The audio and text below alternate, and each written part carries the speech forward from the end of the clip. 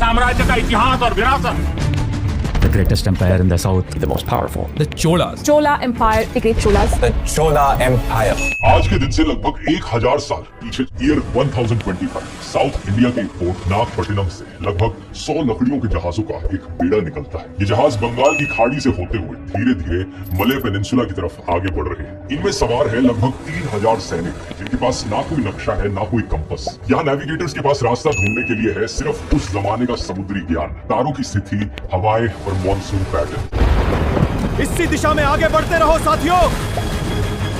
सवार कर रहे इन सभी लोगों की मंजिल सिर्फ एक 2000 किलोमीटर से भी ज्यादा दूर श्री विजय नाम के समुद्री साम्राज्य का शहर गदारम। यह आज के दिन के मलेशिया के केदा स्टेट का रीजन है। इस मिशन में गलती की गुंजाइश बहुत कम है। एक गड़बड़ होते ही पूरा मिशन ताश के पत्तों की तरह ढह सकता है। अपनी आंखें खुली रखना, दुश्मन के जहाज हमें देख न पाए। सबसे पहली बात, ये पूरा हमला सरप्राइज पर टिका है। अगर कदारम को एक दिन पहले भी खबर लग गई तो वो शहर बंद करके सीज की तैयारी कर लेंगे और ये 3000 सैनिक समुद्र के बीच ही फंस जाएंगे। दूसरी चीज, अगर कुछ भी गलत हुआ तो कोई मदद के लिए नहीं आएगा। अगले पूरे 1 साल तक कोई भी मदद करने वाला जहाज वहां से गुजरने वाला नहीं है। ये 3000 लोग एक दूसरे देश के किनारे पर पूरी तरीके से अकेले होंगे। लेकिन इस कहानी में सबसे अजीब बात यह है कि जिस राजा ने ये पूरा हमला प्लान किया था वो खुद इस हमले में मौजूद ही नहीं था। वो राजा तो असल में हजारों किलोमीटर दूर अपनी राजधानी में बैठा था। मैं बात कर रहा हूँ दोस्तों फेमस राजेंद्र चोल की, also known as Rajendra Chola.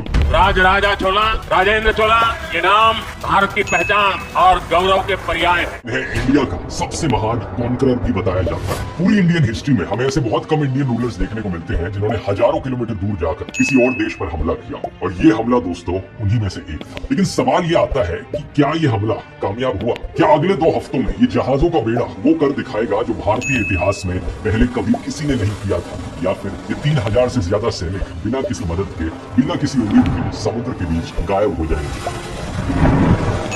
आज की वीडियो में जानते हैं दोस्तों चोल साम्राज्य की कहानी। ये कहानी शुरू तमिलनाडु से होती है, लेकिन असल में ये पूरे इंडिया की सबसे एम्बिशियस मिलिट्री कहानियों में से एक है। नमस्कार दोस्तों, इस कहानी को समझने के लिए हमें अपनी टाइमलाइन में करीब 10 साल पीछे जाना होगा।